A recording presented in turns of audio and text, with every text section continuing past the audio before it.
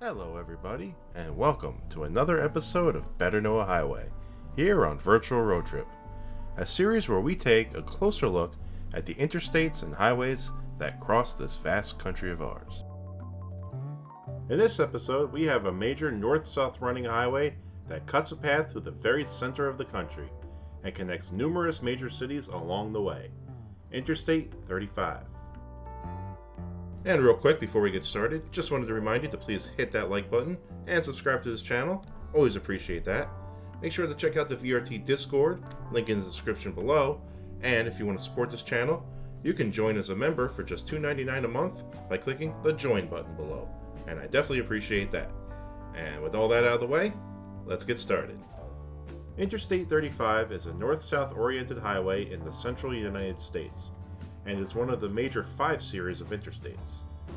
It runs for a total of 1,569 miles at the midpoint of the American mainland, while crossing through 6 states. Designated as one of the NAFTA superhighway corridors, I-35 serves as a link from the southern border with Mexico to near the Canadian border in the north, connected to it by other routes. It serves as a crucial path for trade among the 3 countries and is a major economic asset for both the U.S. and the states it passes through. Starting at the southern end, the first state 35 travels through is Texas, from its southern region to the northern state line for 503 miles, the most of any state along the route.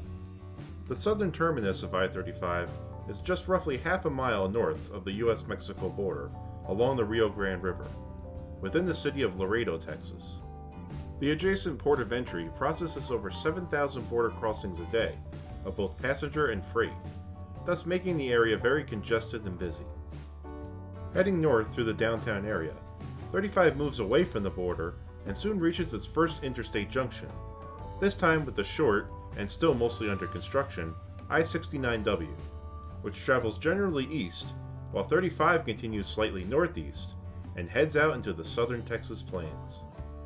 After running in a nearly straight line for just under 95 miles, I-35 then makes a turn slightly to the east and enters the San Antonio metro area. As it heads in from the southwest, 35 first crosses the outer city beltway within the surrounding suburbs, and then, shortly after, it crosses the inner city beltway, I-410. As the highway heads for downtown San Antonio, it intersects with the major east-west running highway, I-10, which is the first of all the major Zero series of interstates that 35 will junction with. 35 and 10 have a short concurrency as they both pass just to the west of downtown, and soon after split, with 35 heading east and quickly junctioning with the northern terminus of I-37, a highway that heads southeast to Corpus Christi on the Texas coast. 35 then makes its way further northeast and out of the city core. Before leaving the area completely, 35 once again has a junction with the inner spur I-410. The 2 routes run together for just a few miles until 410 splits off to the west to head to the nearby international airport, and 35 keeps on its northeast path back into more suburban terrain. Passing by small cities such as San Marcos, Texas, as well as numerous residential communities and developments, 35 gradually makes a slight bend more to the north, and slowly the population density increases once again, as 35 enters the capital city of Austin and heads straight for downtown. As it heads up from the south, 35 cuts through denser neighborhoods and soon crosses the lesser-known Colorado River, and then runs on the eastern edge of downtown, just mere blocks from the Texas Capitol building itself. 35 has numerous junctions with various U.S. and state routes as it continues north through the dense cityscape, passing several northern suburban cities as well as large industrial and tech parks. 35 is a crucial artery for this economically critical area. Eventually, I-35 snakes its way further north and out of the Austin area, and heads deeper into the Texas Triangle region. The terrain becomes less dense and more open. However, numerous smaller cities and towns dot the landscape in this overall heavily populated region. 35 passes several locations of note as it keeps heading north, cities such as Temple and Waco. Meanwhile, just to the south of Waco, 35 junctions with the short and relatively new I-14, which heads west to the nearby city of Killeen, Texas. Further along, I-35 reaches one of the largest metro areas it will pass through, when it enters the Dallas-Fort Worth Metroplex. Just north of the small city of Hillsborough, 35 will actually split into two spurs, one going east to serve Dallas, and the other one heading more to the west to serve Fort Worth. A rare but not unheard of occurrence within the interstate system. I-35 East enters the vicinity of Dallas from the south. As it does so, it will first encounter the long-running I-20, within the suburbs outside the city. Further along, 35 enters high-density neighborhoods and crosses the relatively small Trinity River, after which the highway quickly junctions with another of the Zero series of highways, this one being I-30. The two routes overlap for a brief moment within the junction, just outside of the downtown core. 35 East then makes a turn more to the northwest as it heads on its own through dense industrial areas and business parks. Now entering the northern suburbs, 35 East junctions with the partial beltway spur I-635, which provides access to Dallas-Fort Worth International Airport just to the west. It then meanders further northwest and passes just next to the impounded Louisville Lake and then out of the Dallas area. I-35 West follows a similar journey through Fort Worth. It too has junctions with both I-20 and I-30, the latter being just next to its downtown area. The highway crosses the western fork of the Trinity River just after, and in a rather straight due north course, heads into the northern suburbs and industrial areas. It also junctions with another partial beltway spur, this one being I-80, and then eventually turns back to the northeast and heads out of the area. Both routes merge back together after being split for approximately 80 miles, just outside the city of Denton, directly next to the campus of Northern Texas University. Now back to being a single highway, 35 leaves the Dallas-Fort Worth region entirely and heads north through the now rural lands of the northern part of the state. It's not long after leaving the Metroplex, however, that 35 reaches the Red River and finally leaves Texas when it crosses into neighboring Oklahoma. I-35 cuts directly through the heart of the Sooner State for a total of 236 miles. After crossing the Red River, 35 passes a few casinos near the border and heads further north, deeper into the state, passing numerous places such as Marietta, Ardmore, and Purcell, as well as traversing the lands of the Chickasaw Nation. As it reaches the central part of the state, I-35 enters the vicinity of another capital city, this one being Oklahoma City, as well as numerous smaller cities that surround it. Coming up from the south, 35 passes just next to the cities of Norman and Moore, linking both together as well as with the rest of the metro area. A junction with the spur I-240 comes next, followed soon after by a junction with I-40 itself. This major intersection occurs just outside of downtown OKC, and both routes run together east for a short distance. Hugging to the riverside, the two routes quickly split, and 35 heads back north, towards the outskirts of the city and passing the local zoo. Just after this, 35 junctions with the modestly long I-44, an important route in the area. The two routes run concurrent for 4.5 miles to the northeast corner of the city, where 44 turns east, heading towards the city of Tulsa, while 35 keeps north, past the suburban city of Edmond, and finally out of the area altogether. Now back out into the Oklahoma plains, 35 keeps on its path, while passing more small towns and cities, places such as Guthrie and Perry, while also making a crossing of the Cimarron River along the way. While there are no interstate junctions in this area, 35 has important links to many U.S. routes, including U.S. Route 412, which leads drivers west to the city of Enid. After traversing the plains for some time and keeping on a due north track, 35 reaches the northern state border and leaves Oklahoma. The next state up for I-35 is Kansas, which it travels through on an angled route for 235 miles. After crossing the border, 35 becomes concurrent with the Kansas Turnpike, a tolled highway that crosses the eastern part of the state and runs with multiple different routes along the way. Initially staying on a due north path, 35 traverses classic plains country for several miles before eventually reaching the city of Wichita, where the highway will take a significant turn to the northeast. As it makes this turn, 35 junctions with the spur I-135. This route leads directly to downtown Wichita and is one of the longer spurs in the entire country, heading north for approximately 95 miles to meet up with I-70 near the city of Salina. It also leads drivers to another spur not far from the junction, I-235, which serves as more of a beltway around the western side of the city. 35 stays to the southeast as it makes its turn. It also passes directly next to McConnell Air Force Base as it does so. Shortly after, a junction with US Route 400, which serves as the main thoroughfare in the area, comes next, and then 35 rather quickly leaves the area and heads back into the rural plains. Not much of note takes place for the next 70 miles or so, mostly open land dotted with a few smaller towns, the most significant being El Dorado, which lies next to the lake of the same name and is visible from the highway. Eventually, 35 reaches another smaller city, this one being Emporia, Kansas. It's here where 35 makes another sharp turn, now in a due east direction, while a long spur route, I-335, continues in the northeast direction. It's also here where the Kansas Turnpike designation ends for I-35 as it continues straight with the spur route, now making 35 a freeway. A slow and gradual swing back towards the northeast direction takes place over the next several miles, and just past the city of Ottawa, the terrain starts becoming more populated.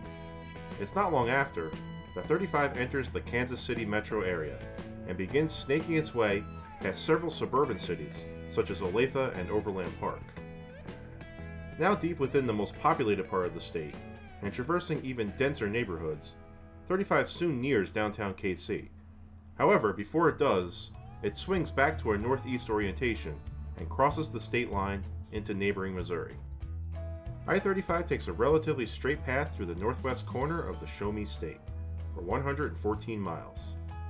Turning back to the north just after crossing the border, 35 first junctions with a connection spur, I-670, and then just after it junctions with I-70 itself, yet another of the zero series of transcontinental interstates.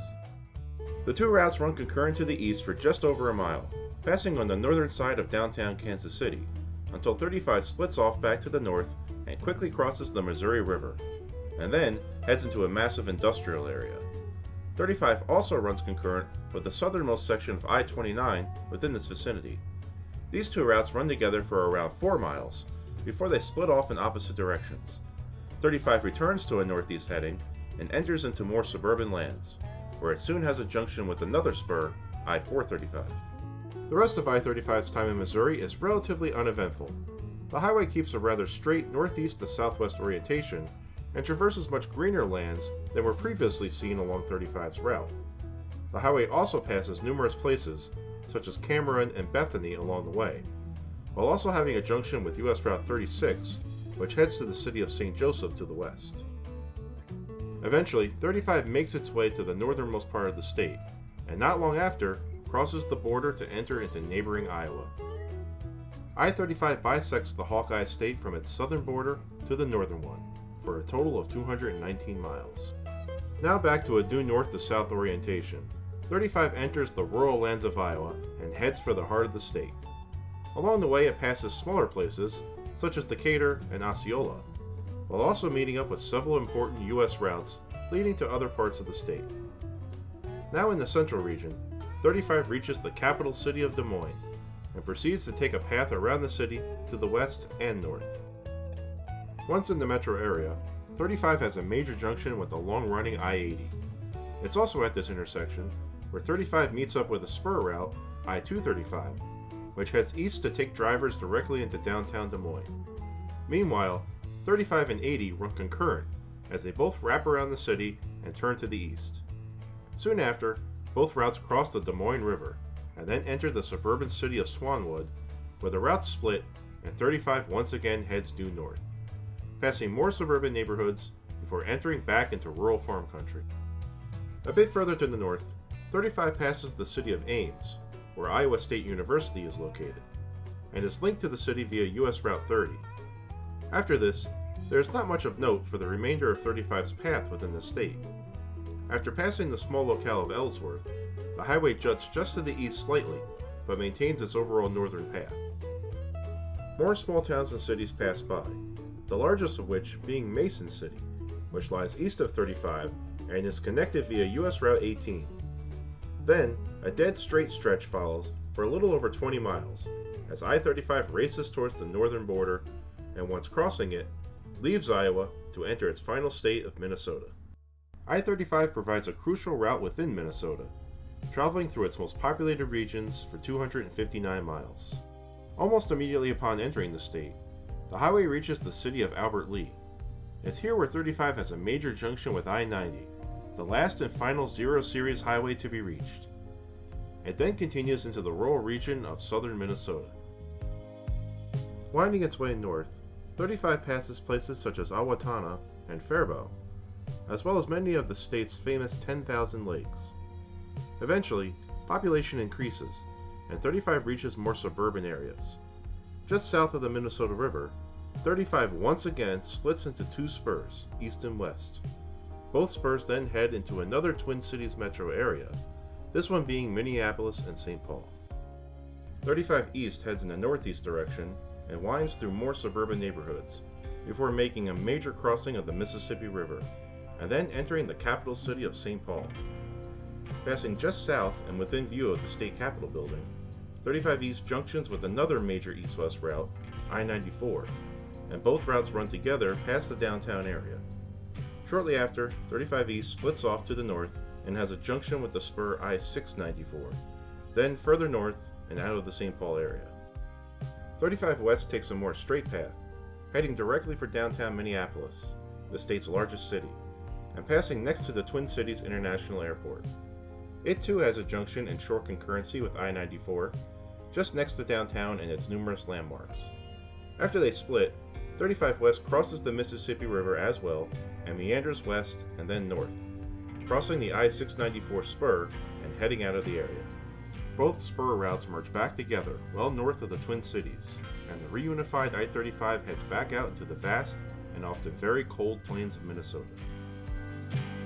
The final long stretch of 35 takes it to the eastern edge of the state and towards the Great Lakes. Vast areas of forest and farmland are dotted with small towns, small cities, and of course, many more lakes. Passing places such as Hinckley, Moose Lake, and Scanlon, as well as others. After a slight turn more to the east, 35 crosses the St. Louis River and soon after reaches its final location, the city of Duluth, on the westernmost shores of Lake Superior. Entering from the southwest, 35 hugs the river's edge as it widens to enter the lake, and passes on the southern side of several surrounding cities, before reaching Duluth itself. After several exits and junctions, 35 actually continues further north along the lakeshore for several more miles, before officially terminating at an at-grade intersection with State Route 61. It should be noted that within Duluth, I-35 has an important junction with US Route 53. This road will take drivers the final 163 miles north to the Canadian border crossing at the city of International Falls, thus allowing for border-to-border travel for the I-35 corridor. As for I-35 itself, the aforementioned northern terminus marks the end of its amazing 1,569-mile run. And that will do it for this episode of Better Know a Highway, another one in the books. And I really hope you enjoyed, and I hope you learned a little something along the way, as always. Hey, before you go, make sure to hit that like button and subscribe. Always appreciate that. Make sure to check out the VRT Discord, link in the description below, and I hope to see you there. And lastly, just want to send a big shout out to all the members of this channel. Thank you so much for your support. It helps go a long way to getting more videos out there, so thank you very much. And if you want to join these cool people and get on this list, all you gotta do is click the join button below to join as a member for just $2.99 a month, and I definitely appreciate that. And now, with all that out of the way, make sure you enjoy the ride, and up next, Interstate 30, and I'll see you then.